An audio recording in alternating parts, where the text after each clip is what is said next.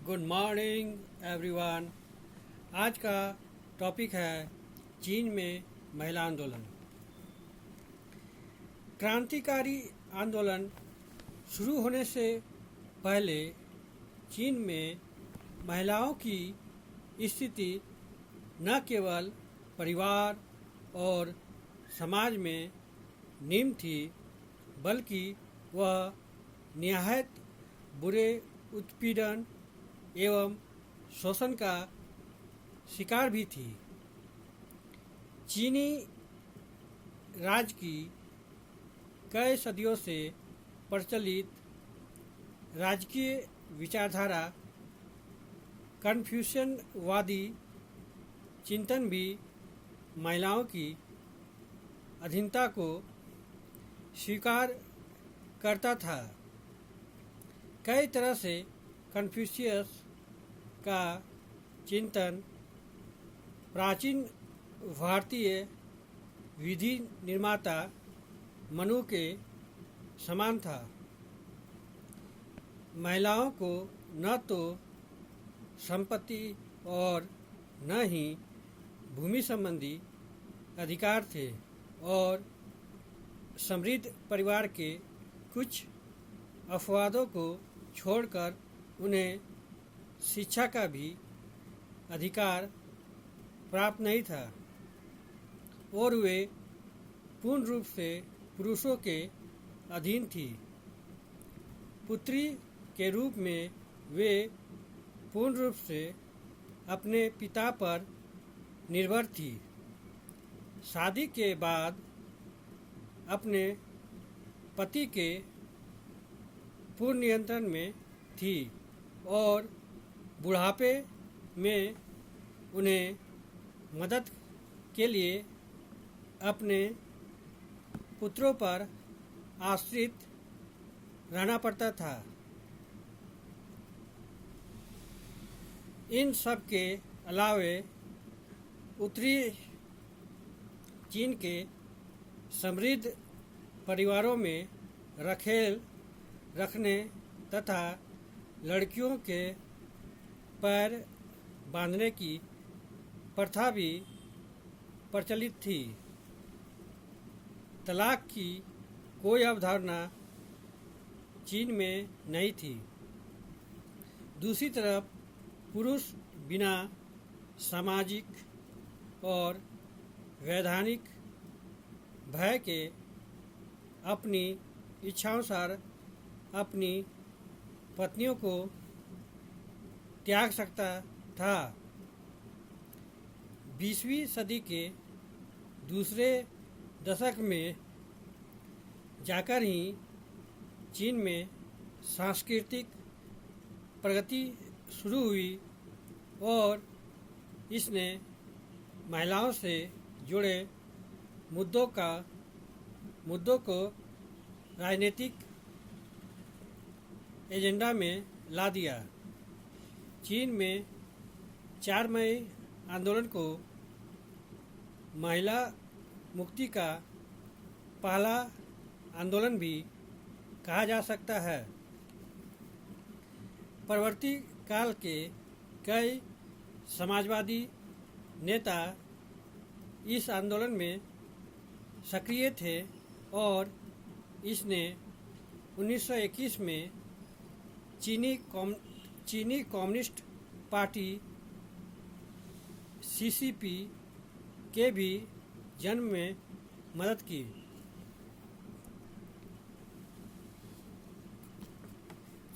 4 मई आंदोलन ने शिक्षा एवं आर्थिक आत्मनिर्भरता के माध्यम से महिलाओं को पूर्ण मुक्ति का आह्वान किया।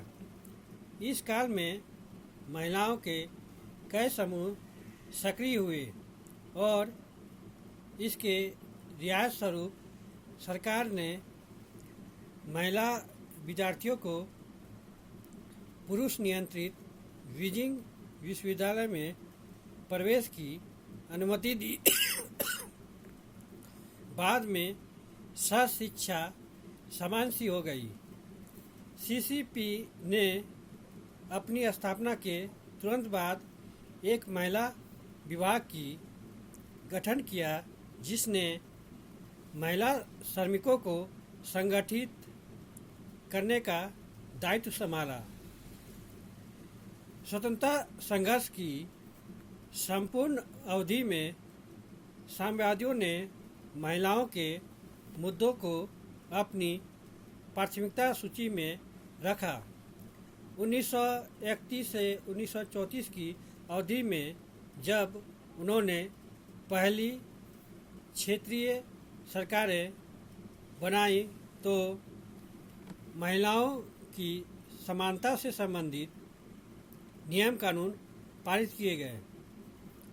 जियांगसी सोवियत द्वारा पारित कृषि सुधार अधिनियम में कई ऐसे प्रावधान किए गए जिसने महिलाओं के अधिकार एवं सम्मान को सुनिश्चित किया। 1931 और 1934 में विवाह संबंधी 2 नियम पारित किए गए। सोवियत संघ के विधानों की तर्ज पर बनाए गए ये कानून मूलतः उदार थे। वर चुनने की स्वतंत्रता के सिद्धांत पर बल दिया गया और महिलाओं को बच्चे की संरक्षा का अधिकार भी मिला। इन नियमों को चीन के इतिहास में मील का पत्थर माना जाता है क्योंकि राज्य ने विवाह और तलाक को स्थानीय सरकार से पंजीकरण कराना अनिवार्य बनाकर पहली बार वैवाहिक मामले में हस्तक्षेप किया। इन नियमों को इतने जोर शोर से लागू किया गया कि इन्हें पुरुषों एवं वृद्ध महिलाओं के विरोध का भी सामना करना पड़ा। हालांकि युवा कृषक महिलाओं ने इनके प्रति व्यापक उत्साह दिखलाया। जूडिथ स्टेसी ने कहा कि क्रांति काल की संपूर्ण अवधि में दल की नीतियां और कार्यक्रम वर्ग और लिंग के युद्धों के बीच आवश्यकता अनुसार रास्ते बदलते रहे। दूसरे शब्दों में हम कह सकते हैं कि चीन के साम्यवादी दल ने अपने मुख्य घटक अर्थात पुरुष किसानों से समर्थन पाने के लिए समझौता भी किया। फिर भी जियांगसी सोवियत काल में सीसीपी ने भूमि सुधार के नियम बनाए जिन्हें हर अर्थ में क्रांतिकारी कहा जा सकता है। कृषक सुधार अधिनियम में यह प्रावधान किया गया कि परिवार के सभी वयस्क सदस्यों पति पत्नी एवं बालिग बच्चों को भूस्वामित्व प्रदान किया जाए।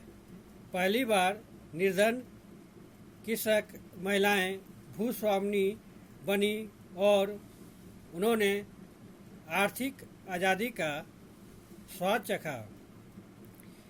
इस कदम के लागू होते ही आमतौर पर गरीब किसानों में प्रचलित पत्नी परित्याग की परिपाटी में कमी आई।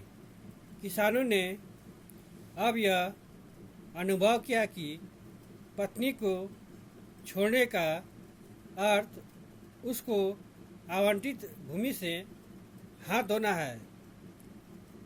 भूमि के लिए भूखे चीन के किसानों के लिए यह किसी शर्त पर स्वीकार नहीं था। इसके साथ ही धीरे धीरे परिवार एवं समाज में महिलाओं की स्थिति में सुधार हुआ। इन उपायों ने न केवल महिलाओं के अच्छे स्तर पर मार्ग प्रशस्त किया, बल्कि उन्हें सुधार संघर्ष में भाग लेने के लिए प्रोत्साहित भी किया। 1940 के दशक में स्वतंत्रता युद्ध के विस्तार के साथ जब गांव में पुरुष श्रम शक्ति में कमी आई तो इसकी क्षतिपूर्ति महिलाओं ने की। महिलाओं की संस्थाओं ने परस्पर सहयोगी समूहों को विकसित किया, ध्वंसक एवं जासूसी गतिविधियों में भाग लिया, काम चलाऊ अस्पतालों को बनाए रखा और गंभीर कठिनाइयों का सामना करके भी निर्वाह अर्थव्यवस्था को बरकरार रखा। राजनीतिक चेतना में वृद्धि के साथ इन कठिनाइयों ने महिलाओं की क्रांतिकारी भावना को और बल प्रदान किया। 1949 ईस्वी में स्वतंत्रता प्राप्ति के बाद एक वर्ष से भी कम समय में सीसीपी ने पहला विवाह अधिनियम पारित किया। इसके द्वारा 1930 के दशक में जियांगसी सोवियत द्वारा किए गए परिवार सुधार कार्यक्रम को अब राजकीय नीति बना दिया गया। स्वतः स्फूर्त एवं छिटपुट प्रयासों ने अब वैधानिक सिद्धांत एवं व्यापक प्रचार का रूप धारण कर लिया। इन कानूनों ने वैधानिक तौर पर कन्फ्यूशनवादी परिवार व्यवस्था के सभी पितृसत्तात्मक, सर्वसत्तावादी एवं अनुचित नियमों को समाप्त कर दिया। पुरुष की सर्वोच्चता पर आधारित मनमानी एवं अनिवार्य सामंती विवाह प्रथा को पूर्ण रूप से समाप्त कर दिया। इस तरह यह विधेयक स्वतंत्र सहचर्य एवं स्त्री पुरुष समानता के सिद्धांत पर आधारित एक विवाही परिवार की जीत थी। इस विधेयक ने बहु विवाह, बाल विवाह, कन्या बिक्री, शिशु हत्या को भी समाप्त कर दिया। स्त्री और पुरुष दोनों को तलाक, पुनः विवाह, उत्तराधिकार और संपत्ति संबंधी अधिकार दिए गए। चीनी साम्यवादी दल के लिए परिवार की क्रांति राजनीतिक प्राथमिकता थी और कभी-कभी यह प्रचार एवं आंदोलन के लिए राजनीतिक लामबंदी का आधार भी बनी। आरंभिक काल में ये वैधानिक प्रावधान सभी को स्वीकार्य नहीं थे। इन विधेयकों का विरोध करने वाले पुरुषों एवं वृद्ध महिलाओं के विरोध असामान्य नहीं थे। विवाह कानून पारित होने के बाद चूंकि कई तलाक हुए, इसलिए इसे मजाकिया तौर पर तलाक कानून कहा जाने लगा। कई बार यह देखा गया कि पार्टी के कार्यकर्ता जिन पर नियमों को लागू करने की जिम्मेदारी थी, वह स्वयं इतने रूढ़िवादी परंपराओं से ग्रस्त थे कि उन्होंने महिलाओं के स्वतंत्र निर्णयों का प्रतिरोध किया। इस नए वातावरण में अपनी स्वतंत्रता का दावा करने वाली कई युवा महिलाओं के भाग्य में मारपीट, कैद और मृत्यु ही आई। 50 के दशक में प्रथम पंचवर्षीय योजना के द्वारा चीन के आर्थिक आधार को मजबूती मिली, परंतु यह अपनी मजबूती का वह स्तर नहीं प्राप्त कर सका जो संक्रमण के दौर से गुजर रहे विकासोन्मुख किसान समाज की मांगों को पूरा कर सके। शहरी क्षेत्रों में भी महिलाओं ने भारी संख्या में अपने को श्रम शक्ति से जोड़ा और वेतनभोगी श्रमिक बन गई। इस स्थिति से अवश्य उन्होंने परिवार में अपने स्तर को उठाया, परंतु इसके कारण उन्हें कार्य के प्रति अपनी निष्ठा के साथ साथ पारिवारिक दायित्व के दोहरे बोझ भी उठाने पड़े।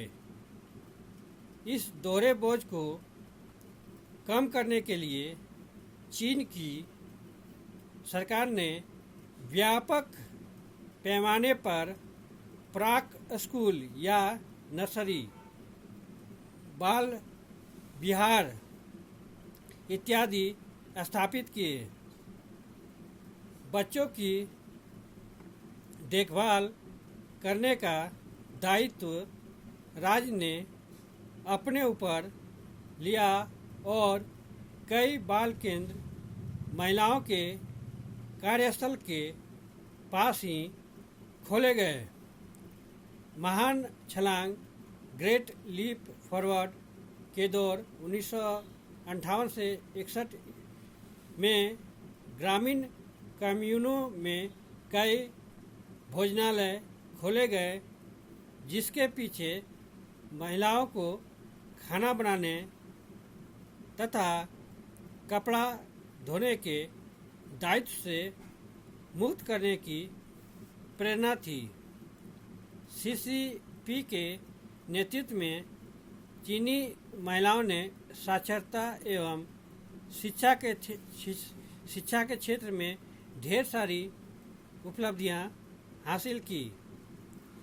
हालांकि स्वतंत्रता प्राप्ति के पहले से ही पार्टी द्वारा साक्षरता अभियान चलाए जाते रहे और व्यापक संख्या में महिलाओं ने भाग लेकर इससे लाभ उठाया।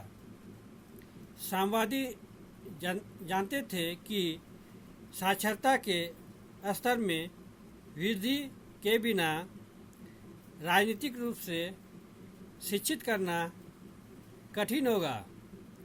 ग्रामीण क्षेत्रों में किसान और महिला संगठनों ने साक्षरता के प्रसार में सक्रिय भूमिका निभाई। स्वतंत्रता प्राप्ति के बाद शिक्षा पर अधिक बल दिया गया। अपवाद स्वरूप अकाल के समय 1960 से 62 ईस्वी को छोड़कर प्रत्येक वर्ष साक्षरता के स्तर में वृद्धि हुई। अप्रत्याशित संख्या में महिलाएं माध्यमिक, व्यावसायिक, तकनीकी तथा उच्चतर शिक्षा क्षेत्र में गई। वर्तमान चीन में जनसंख्या की अर्धसाक्षर अथवा निरक्षर 20% आबादी में अधिक संख्या महिलाओं की है, लेकिन इस तथ्य से इनकार संभव नहीं है कि साम्यवादी शासन के तहत शिक्षा के क्षेत्र में महिलाओं ने महत्वपूर्ण उपलब्धियां हासिल की। महिलाओं की राजनीतिक सहभागिता चीन के महिला आंदोलनों का विशेष पहलू रहा है।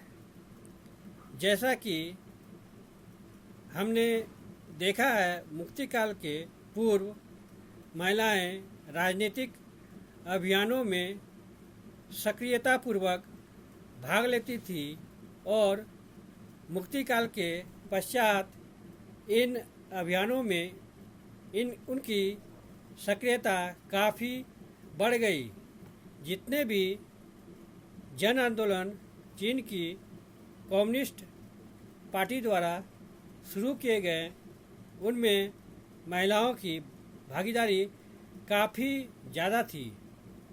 महिलाओं के लिए पार्टी का मुख्य जन संगठन, जिसे महिलाओं की अखिल चीन लोकतांत्रिक संस्था all China democratic women's association के नाम से जाना जाता है तथा जिसका नामकरण आगे चलकर अखिल चीनी महिला फेडरेशन के रूप में हुआ, उसने महिलाओं को संगठित करने में मुख्य भूमिका अदा की। केवल सांस्कृतिक क्रांति के काल 1966 से 1969 ईस्वी के काल को सांस्कृतिक क्रांति के नाम से जाना जाता है को छोड़कर जब यह संस्था लगभग भंग कर दी गई थी, इसने चीनी महिलाओं को सार्थक नेतृत्व प्रदान किया।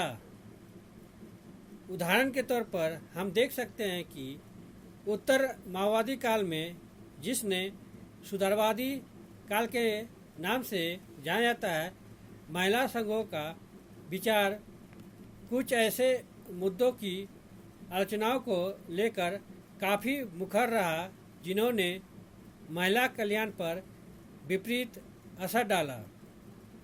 समाजवादी बाजार व्यवस्था या चीनियों की अपनी शब्दावली में चीनी विशेषताओं के साथ समाजवाद के आने के बाद अर्थात सन 1978 के बाद से चीन में दूरगामी आर्थिक परिवर्तन हुए हैं। मुक्ति आंदोलन के दौर में अपनाए गए सामाजिक सुरक्षा के दायित्व से चीनी राज धीरे धीरे पीछे हट रहा है। राज्य द्वारा संचालित दैनिक देखभाल केंद्र तथा अन्य ऐसे कल्याण कार्यक्रमों की संख्या घटती जा रही है। निजी क्षेत्र के तीव्र गति से उभरने के कारण महिलाओं के लिए नौकरी प्राप्त करना दुष्कर हो गया, क्योंकि मालिक अगर मातृत्व अवकाश तथा अतिरिक्त लाभ देता है तो उसके लाभांश पर बुरा प्रभाव पड़ता है। इसी प्रकार राज्य द्वारा संचालित उद्यमों में सुधारों के तहत कर्मचारियों की छंटनी की जा रही है। यह पाया गया कि छंटनी किए गए कर्मचारियों में अधिकांशतः महिलाएं हैं। महिला संघर्षों का रवैया आर्थिक नीतियों के प्रति आलोचनात्मक रहा है, परंतु उसने इसका विरोध सीधे तौर पर नहीं किया है। सुधारों के फलस्वरूप चीन के मूलभूत ढांचे में हो रहे परिवर्तनों को सही ठहराने के अलावा अब महिला संघों के पास दूसरा रास्ता भी नहीं है, क्योंकि वे पार्टी के मुख्य संगठक दल हैं। इन्हीं शब्दों के साथ मैं अपने टॉपिक को यहीं विराम देता हूँ। अगर आप लोग को इस टॉपिक से संबंधित कोई भी प्रश्न पूछना हो तो आप लोग कमेंट बॉक्स में जाके अपना प्रश्न पूछ सकते हैं। Thank you. जय हिंद।